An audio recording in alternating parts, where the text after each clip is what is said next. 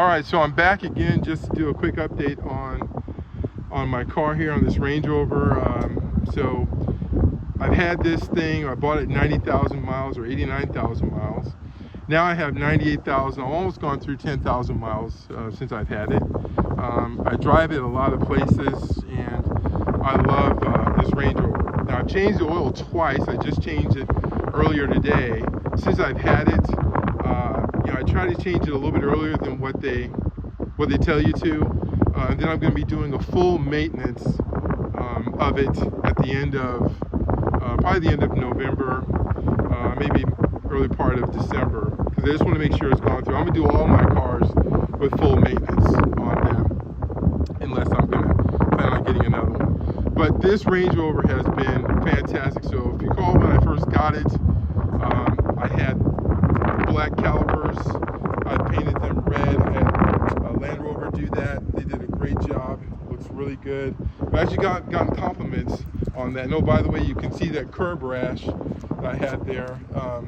My daughter dinged it, and then I dinged it, but I had to end up replacing both that tire and the one in the rear because there's a little scratch down there. So had to replace those tires, which they're Pirelli Scorpions.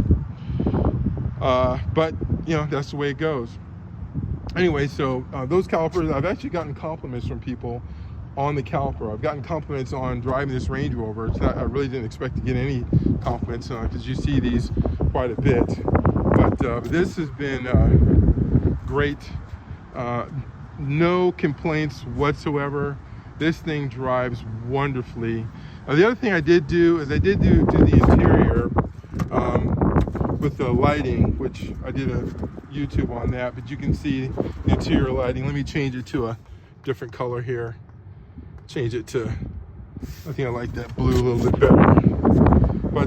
But just change the footwell, and then in the console, and then also in the rear, back in the rear. And at night it looks great.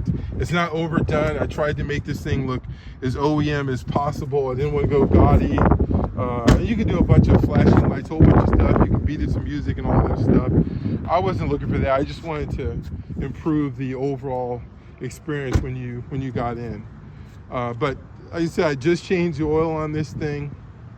Again, try to baby this as much as I can. But this rides wonderfully. Now, as you can see, I'm at 98,000 miles. Let me go to that. Here I'm at 98,463 miles. You can see the date there, September 6th. So same day I'm probably gonna put this video out. At any rate, this has been a wonderful Range Rover. A lot of people complain. By the way, this is my third Range Rover, so this isn't new to me. I really like Range Rover a lot. I highly recommend them. You just want to make sure whichever Range Rover you're going to get, that you fully check it out.